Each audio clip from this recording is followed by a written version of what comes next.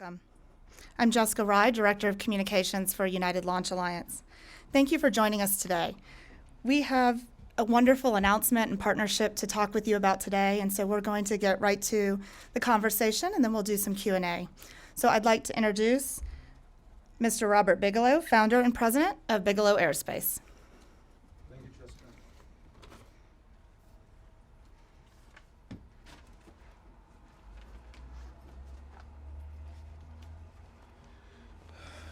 Yeah, this is a propitious occasion, as they say, I guess, and we're really happy to be being able to announce a potentially enormously important relationship.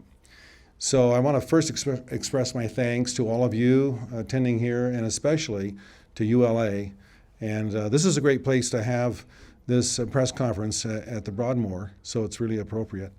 And I understand that you have all received a press release essentially describing some of the basic areas of this relationship, if I'm not mistaken. I believe you've all received that, so I won't get into specific details about the size of the B330 or those kinds of things. So you understand that there is a collaborative effort here to do a number of things, especially in the last paragraph of that second page.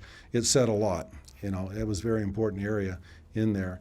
So one of the things I want to do is characterize a little bit this new space era, take a couple minutes, which my perception is that it really began in 2011 when there was the cessation of the flying of the shuttle, because NASA was on an irreversible course at that point in time to go forward and to have a dependency on the commercial sector. And of course, there are at least 4 companies that have a lot of promise in being able to perfect their taxi system. And so from a small company perspective like us, that we're focused on the destination, we are totally dependent on the availability of transportation for crew and cargo to and from any of these destinations. So in our perspective, we look at this decade of the new space era being from 2011 to maybe 2021, and what is it that can happen in those 10 years? We have put forth the effort in our company to try to achieve 2 full-scale 330s that will be completed and ready for deployment and be able to be shipped out of Las Vegas in the latter part of 2019 and the very early part of 2020, so they could both be deployed in 2020. And so I had prepared a couple of little notes here, and then I'll talk briefly about something else. So to us, this represents a first phase, this 10 years from 2011 to 2021, that's really pretty darn important. In this new space era, this NSC will be defined by the really serious emergence of space commercialization, obviously aside from satellite communication, and several different new dynamics. For the first time, stations and transportation systems will be available to serve as an open resource. That's a big deal, as an open resource, and not mainly the purview of nations. The majority of Earth's nations and corporations can have access, and that's a big deal. So as a result of affordability and access, new products and everything that affect human health, entertainment, national security, and other areas will be marketed. These new industries will help pay for the future pursuit of eventually lunar enterprises, which will characterize phase 2.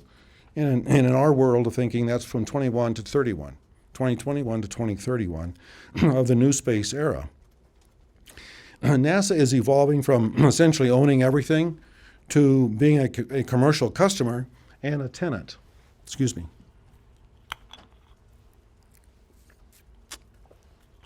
By the end of phase 1 in 2021, there will be more than a single company able to transport crew and cargo. And then we begin the phase 2 of things. Phase 2 is characterized by more LEO stations, more destinations, multiple taxi services that are reliable, efficient, and affordable. and probably a 20-fold increase in the amount of astronauts that are actually working. I believe NASA, excuse me, currently only has maybe a population of about 40 active astronauts, if I'm not mistaken. And that about probably represents a similar number for a global amount of astronauts, at least in maybe setting aside China. But so saying that there's going to be a 10 or 20-fold increase is a substantial number of folks. And we think that that's a function of having more destinations and having at least several of these new transportation companies be successful. I know most of those folks pretty well, and I think there is really a good chance for 4 companies to be active in serving low Earth orbit needs. So we're pretty excited about this. We are looking to, if we have eventually permission, and we're trying to acquire permission from NASA to be able to locate a B330 on station. If we're able to do that and have X-Base be there, we are asking also that we be given consideration to being able to commercialize time and volume. And this is no different than if you have an office building, you have a 30-story office building, and you're trying to lease a number of floors. Maybe a bank is the anchor tenant. Maybe NASA is an anchor tenant, and you have other people. My voice is failing me here. And you have other people that are also lessees. But it also means, there's an opportunity perhaps for branding and naming. So whose name is going to be on the building? and usually it's the anchor tenant. And our model here is to try to avoid people having to write checks for any larger amounts than they absolutely have to. That's the objective, in order to increase the population of users and when it gets down even to the individual. So, and we can talk more about that in terms of concept, but it's the same concept if you were doing a university naming of lecture halls and wings of a building, the building itself, and finally the whole college, the whole school. That college could be named after somebody, and that's a universal way of raising money and acknowledging people, so on and so forth. And there's that huge AT&T football stadium down in Dallas, and they paid a huge fortune for a magnificent facility there, and it's really well worth it, for AT&T to have that exposure. We would love to see Disney have a Disney space station. Wouldn't that be cool? I don't know how many of you here, I'm looking at the age of the audience here, and gee whiz, it seems a whole lot younger than where I am. But I can remember when I was about 14, Walt Disney had his Disney show, and he had the Wernher von Braun on that show several times. And they had Wernher von Braun's rocket there, which was a huge rocket, and they had the big wheel, the AG, the artificial gravity wheel that they talked about. And Walt was a heck of a space fan. He really was. I think he had lived longer, he would have been into space some way or another, probably in some kind of a substantial capacity. So I would love to see a company like that be the vanguard of future stations and operations. So having said that, and my voice is acting up here, I'm going to go ahead and take my seat and turn things back over to Jessica. So thank you very much for your comments, sir. And now I'd like to introduce Mr. Torre Bruno, ULA President and CEO.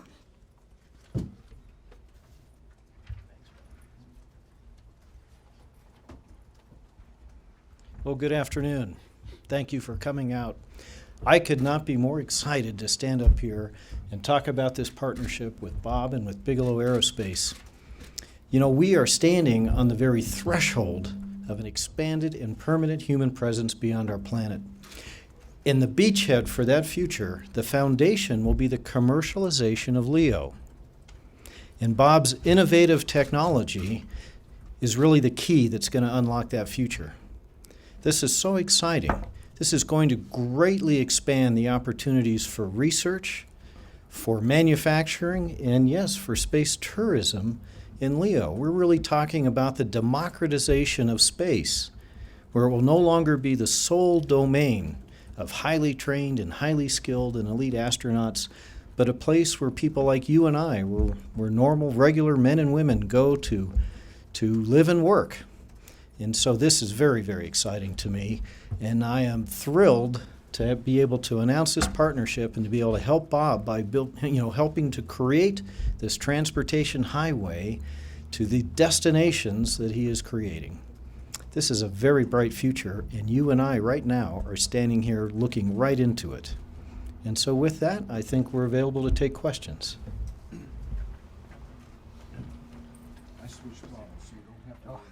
So yes, please wait for the microphone and state your name and affiliation. We're going to start in the room. We do have some questions online as well. So we'll start here in the front. Hi, Jeff Faust of Space News for either Mr. Bruno or Mr. Bigelow. Could you elaborate a little bit on exactly what this partnership entails? Is there a launch contract signed here? Is there a letter of intent for a launch? What are the terms of the partnership that's being announced today? So this is a work in process. We do have an agreement on something that would be typical when you are doing the really early preliminary work in terms of characterization of a payload. But this is very much a work in process in terms of the overall concept and the overall picture, by all means. So we have a lot of work ahead of us, and we intend to work together. And as the press briefing said, that last paragraph on that second page, as I alluded to, really says it all in terms of what we're trying to do together. I think that you said it. So we'll go back to Chris. Hi, Chris Davenport from the Washington Post.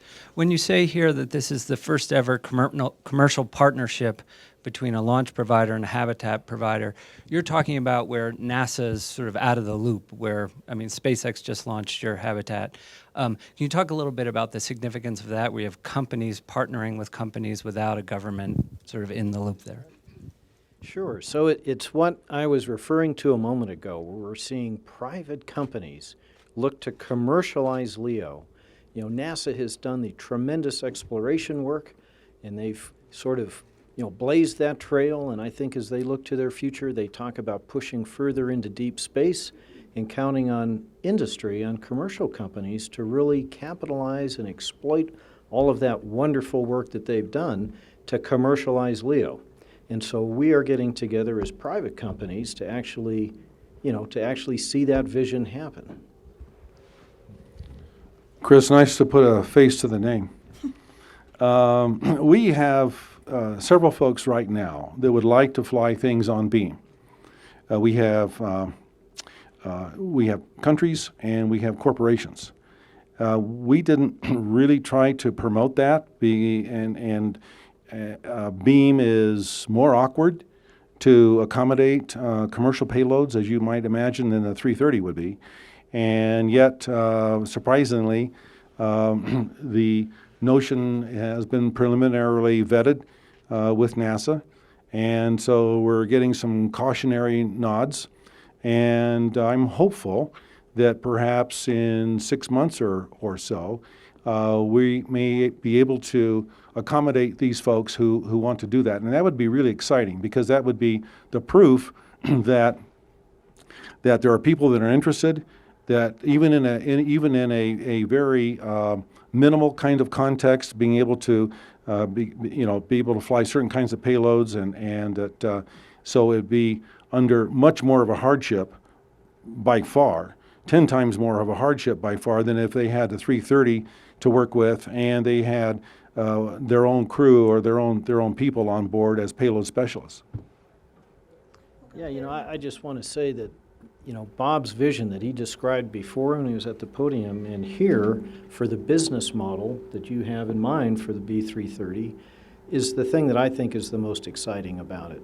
This is a very innovative idea, and it's one that is really new to aerospace and certainly new to space itself. So, this is innovation, the real thing. We'll go here and then back to the second row. gentleman, Tom Roeder with the Gazette. One thing that fascinates me about this relationship is you have the innovative, young entrepreneurial company getting with the very established, very buttoned-down company. How do you manage the cultures, and how do you balance the tolerance of risk between the two firms?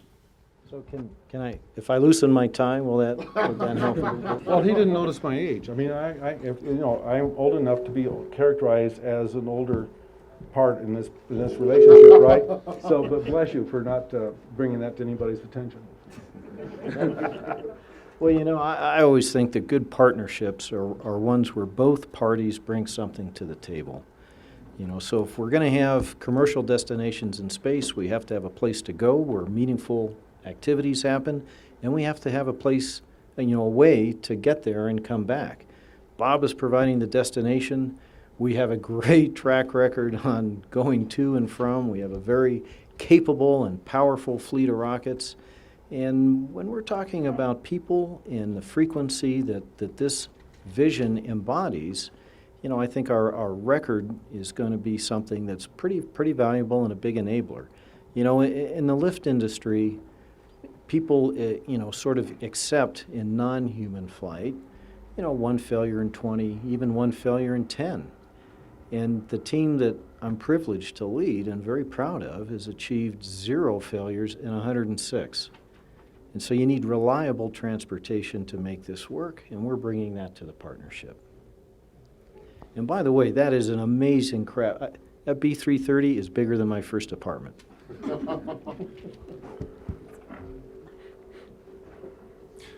Rand Simberg, Interglobal Media. Bob, have your clients expressed an interest in a location? Will these be co-orbital with each other? Will they be co-orbital with ISS? Will they be somewhere else, or is that TBD? It's sort of a TBD. We are a little biased toward having this first 330 on station, and that's why we call it X-Base in a sense, because it will provide NASA with the terrific opportunity to have a testing station on station that is really a formidable size. It represents 30% of the existing volume of the station. So how would you be comfortable in outfitting new Eclipse technologies and other kinds of systems when you're a long ways from mama, you're a long ways from home, if you didn't test everything out every which way you could close to home first? Physically attached. So we are hoping that we can get the kind of permissions that are necessary from NASA to say, yes, let's go ahead and attach that to station, and we can try to execute that docking and everything that's required, and have that be a super testing station platform, the B330.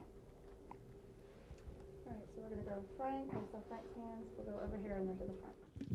Hi, it's Frank Mooring with Aviation Week. I was a little bit late, but Mr. Bigelow, could you tell what work needs to be done to the 330 before it's ready to attach to the station? What do you have to do to it? And then to continue that same line of questioning, where are you in your development of a free-flying 330? Okay, so our forte is structures. We know quite a bit, I would probably say a lot, about expandable systems and the metallic interfaces to those systems, and we have been working on these for 15 years. We have flown Genesis 1 and 2 in 06 and 07. And we haven't stopped testing. We haven't stopped innovating. I'm a stickler for the constant regime of testing and more than just ample margins. And you'll ask anybody in the company, and they will shake their head, oh yeah. So we have a testing regime going on that's extensive this year and next year. We are also developing full-scale development units. We did the 100A, which was a full-scale skeletal structure of all the metallics. We're doing a 100B. We will probably fully populate that in another 6-8 months. And then we will segue into the 200 series, the DS200 series, which is a full-scale flight-like unit. And then we will migrate into the 300 series, which is a engineering unit, and it'll be part of the qual. So, and we go through the same kind of efforts with the soft goods as well. We do more HVI testing, hypervelocity impact testing. We're going to be doing all kinds of control testing on expansions. We do things to destruction. We do long-term duration testing, leak testing, and so on.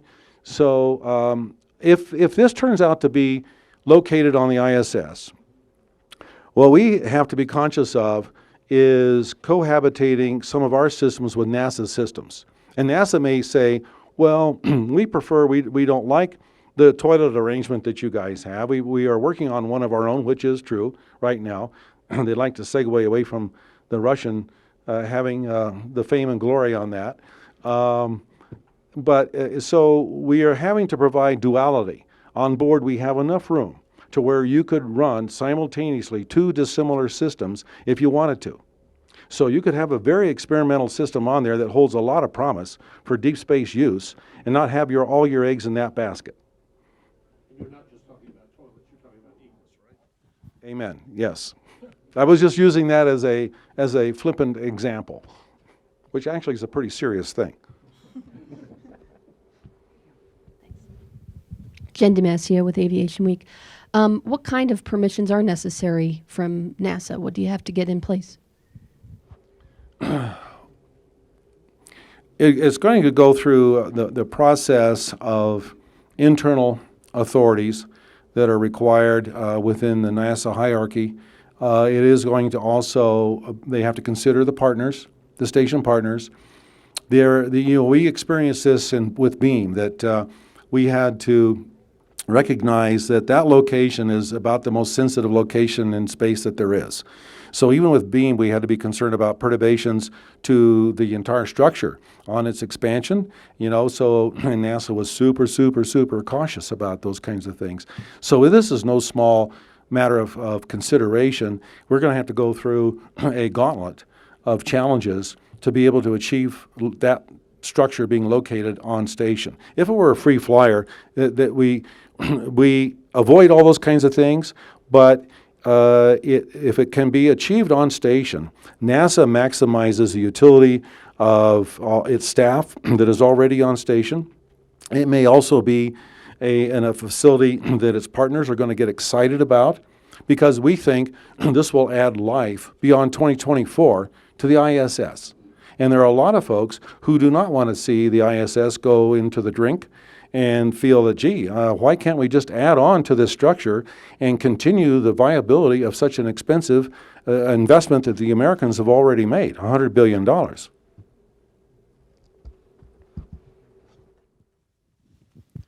Hi, yeah, James Drew with Flight Global. So who is going to pay for this launch when it happens? Are you looking for NASA to sponsor it, or some other agency to sponsor it, or a bunch of entrepreneurs to sponsor it? How are we going to fund the ULA Atlas V launch?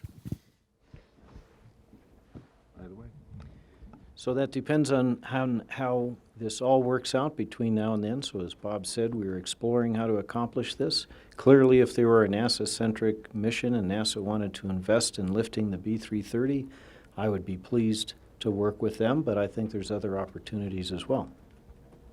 Such as? I'll let Bob. You talk. You're so nosy. This is tough to talk about because, we would love to say a lot of things we shouldn't, all right? And it's not appropriate that we talk about too much in details because we are getting ahead of ourselves. We need to cement certain things, even though we have a lot of concepts that are really cool, really exciting, and can do NASA a hell of a favor. It's premature to talk in specifics about these kinds of things.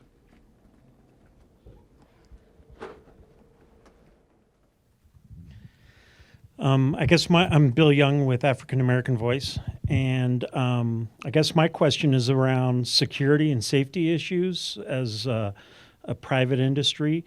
Having the two of you team up without a government, how are you going to resolve those issues, and are they going to be open source so that other companies can kind of be on the same page with you guys when it comes time for them to do similar things? Okay. I am smiling because you were never around our shop when we were fabricating the beam. NASA was there a lot, and we had a serious amount of insight opportunity. We provided insight with NASA in far as the construction, development, fabrication of the beam was concerned, as opposed to oversight. There's a little bit of a difference there. And so it wasn't as though we were turned loose by any stretch of the imagination. And that's not going to be the case with the 330 either. If it's going to station, NASA's going to be all over that structure. I guarantee it. Yeah, so I'll just add to that a little bit.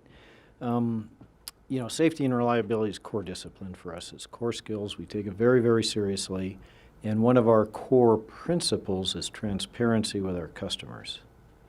And I'll also share that in our industry, when it comes to safety and people's lives, that there has always been a tradition of cooperation, even between private companies. You know, it's separate from any government requirements, because some things transcend that. Okay. We're going to go back to take a question from social media. Thanks. One of the questions from social media on Twitter from @ChuckOGarcia in regards to bringing people and expanding the astronauts that are in space is, what will be the professions of the first 50 off-world jobs we see supported by Cislunar 1000? Do you want to? The 50 on jobs? What? So the first 50 jobs that exist off our planet, the first 50 commercial people who are up there, what do you think they'll be doing, Bob? All right, so you're going to be driving that from a business perspective. You know, usually you are coming up and creating the ways that you have something to market. So exploration is important. You have to check out what is it that's there. But before you've done that, you have to navigate through the legal regime of being able to secure assets that you find. And if you find in situ assets that you're going to harvest, you're going to transport those someplace, you have to have that permission. We think that kind of permission is not blockaded by the 67 Space Treaty. We think it's in harmony with that. So you're going to have to be locating where there are resources that you can market. In our particular case, our company would like to be the kind of Hudson Bay sort of company. We would like to have the facilities to accommodate people in whatever enterprises there. If they're mining, if they're exploring for this or that, if we're hosting a country, another nation to explore, then that's what we would like to be able to do, is facilitate those kinds of folks rather than to initiate those kinds of activities ourselves. If there were people putting together power systems or transportation systems, whatever they might be, maybe a rail system of some sort, who knows, or even a launch facility.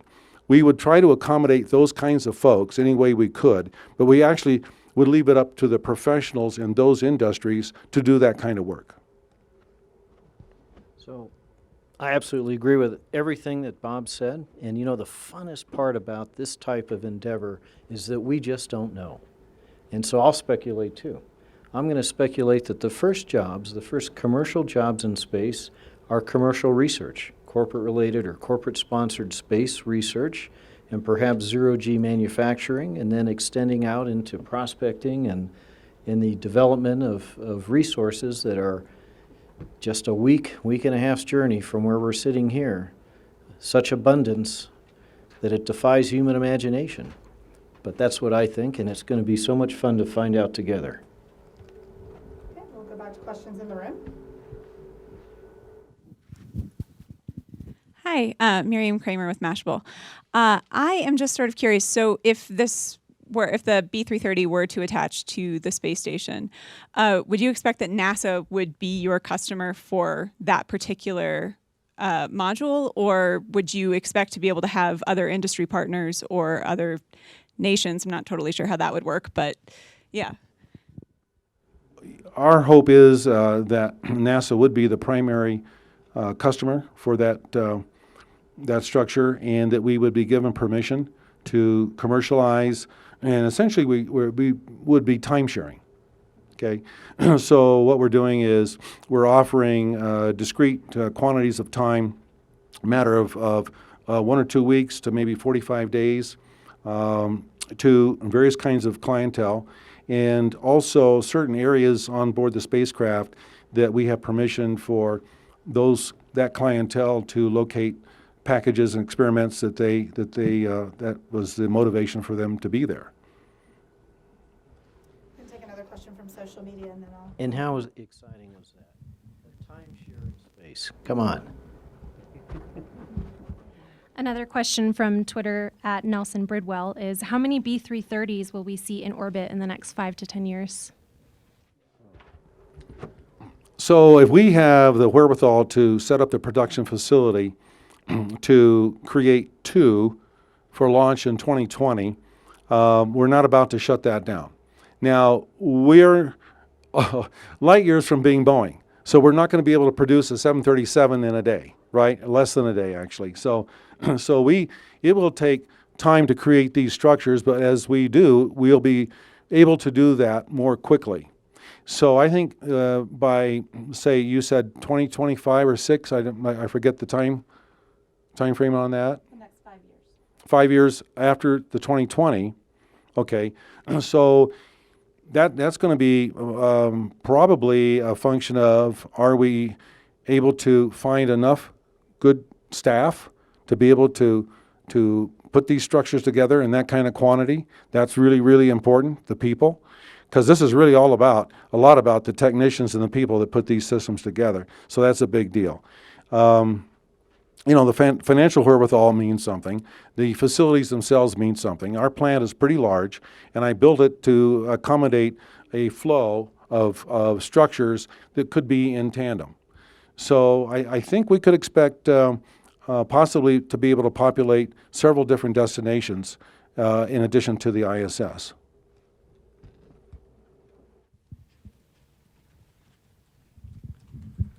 Hi, I'm Tom Sjogren from Explorers Web. So after working with this for the last 15 years or even longer, are you still bound to the soft structures, inflatable structures, or would you be willing to work with rigid structures as well? Or could you expand on the how you feel about the two differences today? Until we get to a way of lifting large, heavy structures that is completely different than today. We're almost talking levitation. Unless there is an enormous breakthrough in being able to deploy something from the surface of the Earth to a substantial altitude, there is no way that rigid systems can overcome the advantages of expandable systems. There is just no way they can. And you can look at it almost any different way that you want. And especially if the rigid system, now you may not have the maleffect of radiation on human tissue inside composite systems like you do aluminum systems, but it's disastrous with aluminum systems. And again, your confinement to that structure, because as good as it's going to get, is what the size was in that fairing upon deployment, upon launch, and that was what you got on deployment, and that basically is it. You could have certain articulation of different things, but in terms of overall volume, it's going to be the same. And that's the beauty of expandable systems, is it's not the same. There's no relationship at all as to what you started out with in the size of what it's going to be when it's deployed. And from the perspective of the lift person, the expandable structure is the innovation that is making this possible. That's the breakthrough. Because all space structures that go up have to fit underneath the rocket's payload fairing. And physics dictate a limitation to that, and it dictates a certain set of economies around how big we make those. And so with that model of lift, this is really the way to go. Other questions from social media? This is from @AngryB8.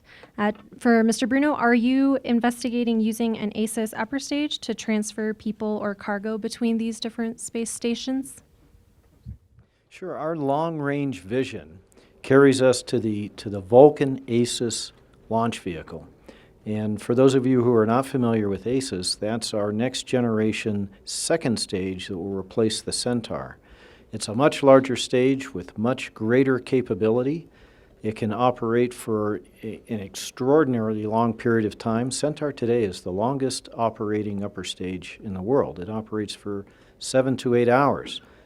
This new ASA stage will go for 7 or 8 days. And it will be refuelable and therefore fully reusable, something that no one has contemplated, a reusable upper stage. And the breakthrough idea there is that you don't have to bring it to Earth in order to reuse it. And so, yes, our concept is to eventually see a fleet of these ASIS upper stages, essentially space trucks, carrying cargo and ferrying things between destinations in LEO and in cislunar space. All right, any other questions in the room? Frank? Just one more question for Mr. Bigelow on what it would take to attach the B330 to the space station. Can you use the same berthing mechanism and expansion mechanisms that you're using on beam on the larger module? Is there heritage there that you can use, or are you going to have to develop some new stuff? And also, you talked a lot about testing. How long in terms of months, years of a testing program do you see for the larger module? So in the docking or berthing process, there are two alternatives at least. One is to actually try using the Canadarm and berth the 330. That's a potential possibility. And the other is where we come in under our own power. And as far as to the particulars of the docking mechanism, I would guess that those would have to be enhanced, because we're dealing with different mass levels than we are with the beam. So the 330 is 20 times the volume, and our view right now is that would come in at around 43,500 pounds. And I have to apologize, I forget the second part of your question. The length of your test program to be ready to berth. We never stop testing. But when will you be ready?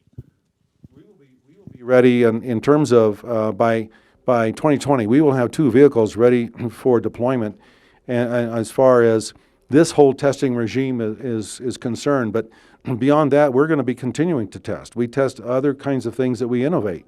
So we essentially don't stop on our testing, and will not stop on our innovation.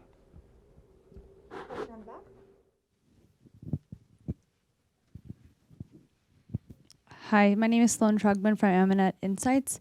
A lot of startups have a social component or a giving back, a mission. Is there anything in this partnership that we can see towards education, giving back to the community within this expansion? And there's anything that you're thinking about within space for the new job economy that you're giving into it? So one thing that might be kind of fun is where we created an associate astronaut program. And we would love to see somebody be a sponsor of that with us. And it might be a process to where you're aware of the space camps. Huntsville has a huge space camp, and it's really popular and a lot of fun.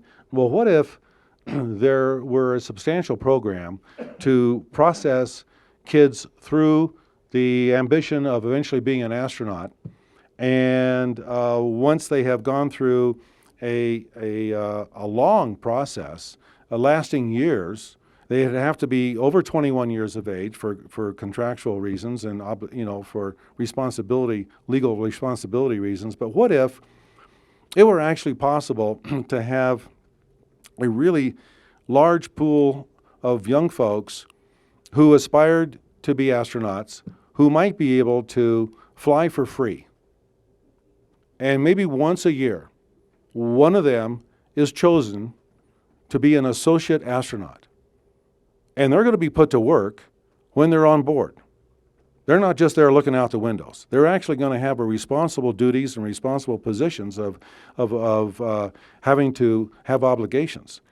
But that would be one way we can give back, is having some kind of program like that. And I can think of a couple different companies that might be interested in that, where they already are dealing with, maybe through the entertainment industry, they're dealing with millions and millions of young people to start with. So it seems like, gee, why not, let's kick it up a notch and raise it to something like that.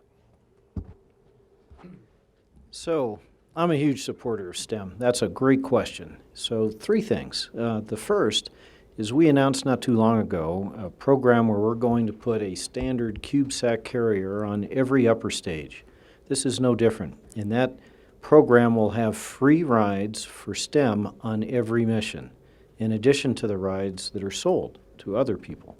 So this is no different. That's a part of our standard offering beginning just before this time frame. I will be looking for other opportunities to do exactly what you have asked about. But if we step back for a moment, let's take a look at the big picture. This project is allowing humanity to step off of this planet in a sustained and permanent way. I cannot think of a more important and a more impactful giving to humanity than that one. Is that how you would define democratizing space?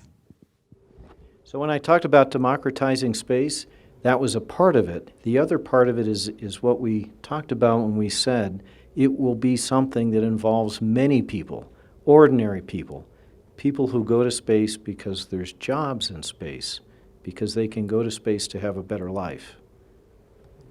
Take one more question from social media. This is actually from Irene Klotz with Reuters Online. She asked, does this partnership entail any financial support by ULA to Bigelow Aerospace?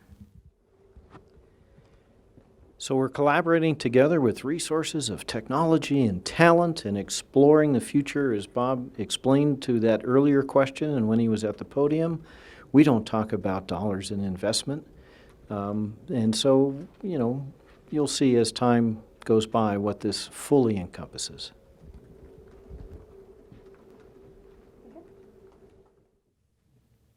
Rand Simberg, Global Media. This is another technical question as a follow-up to my first one because I hadn't realized you're going to attach 2 parts. One, I assume you're going to berth, not dock, so we have more, bigger access. And the other is there are different requirements for a free flyer than an attached system. So are you going to have, and if it's attached, will you have RCS, will you have thermal control, will you have power, or will you just get those from the station and have a different version as a free flyer? So one of the concepts is that if it's attached to the station, it may be there for a period of time that could last some years, or it might be released from station and another habitat combined with it.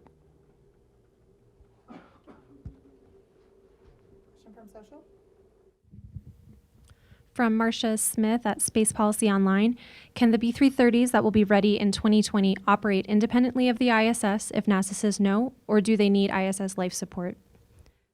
The B330s are designed to be an autonomous operation, and they are a space station. Each one is able to be its own space station. They need no other habitats, modules, or anything of the sort. They have their own propulsion systems, eclipse, avionics, etc., and they are an autonomous station, albeit a lot smaller than 1,100 cubic meters, but they are still large. They're 330 cubic meters each. So it only takes about 3 of those to equal the entire volume, almost, of the ISS.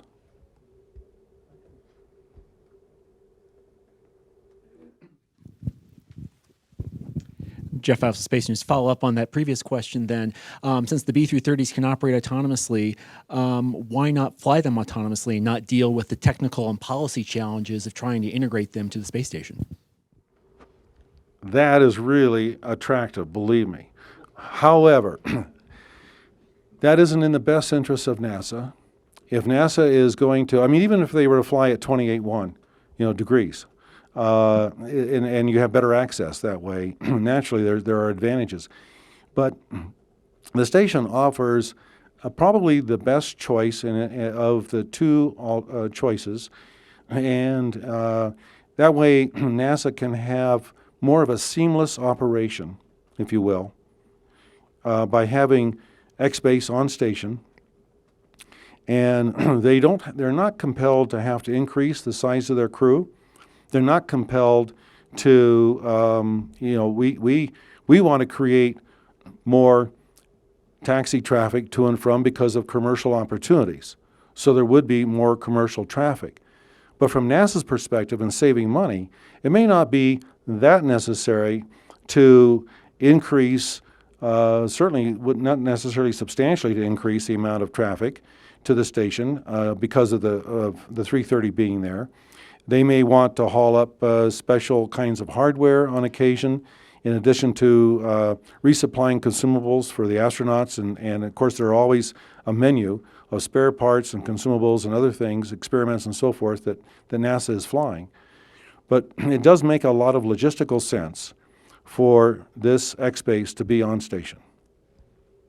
Do you have any additional questions in the room? Greg? Hi, Greg Avery with the Denver Business Journal. I'm curious, could you name the 4 taxi providers that you envision being available to take? And then have you had any meaningful partnership discussions with those 4 at this point? So we look at Jeff Bezos with Blue Origin, potentially.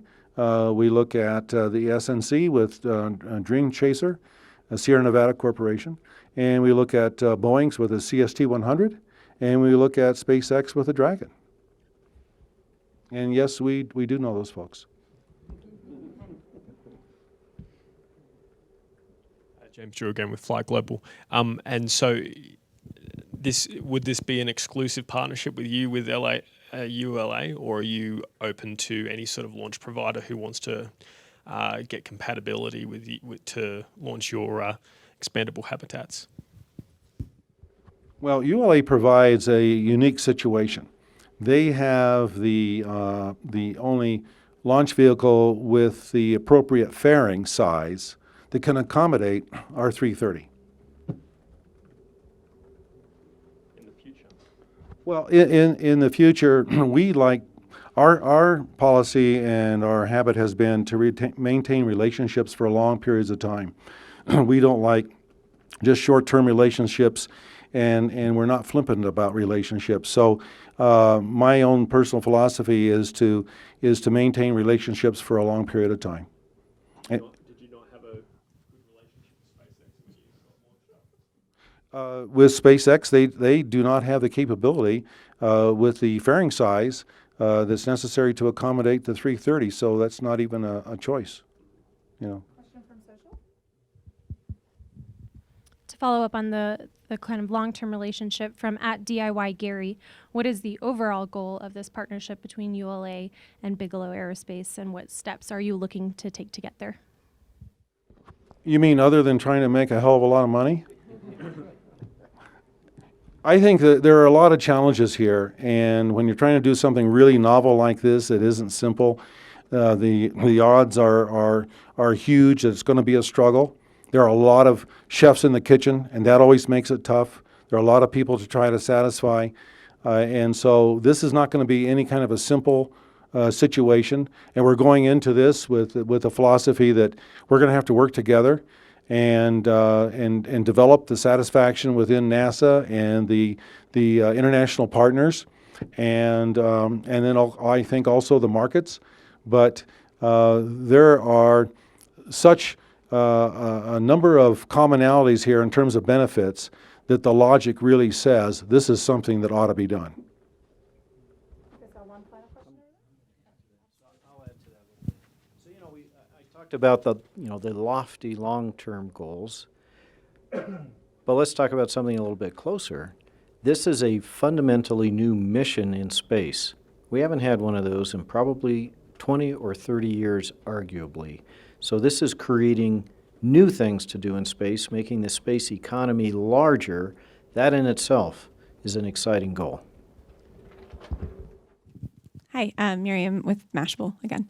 I am just curious, do you envision Torre flying up to the station to stay in the B330 if it is attached? And if not there, then if there is a free-floating one, I mean, is that where they would go, or are Torre sort of not a part of this? Are you talking more industry? So we call them amateur astronauts.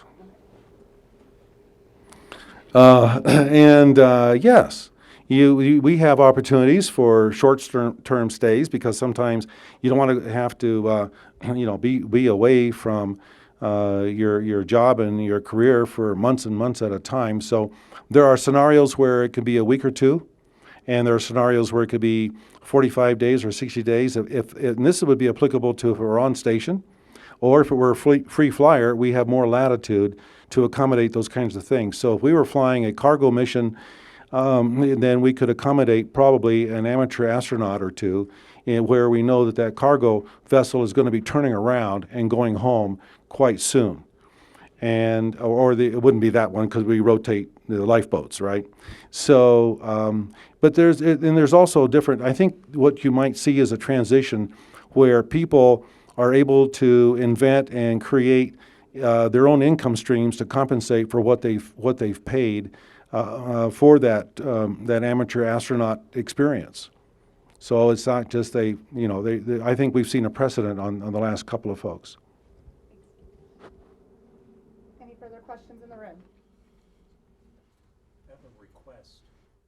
That'd be to have the two of you standing on either side of this to photograph you. We will certainly do a photo op when this conference runs up. Any further questions? If not, thank you very much for joining us today.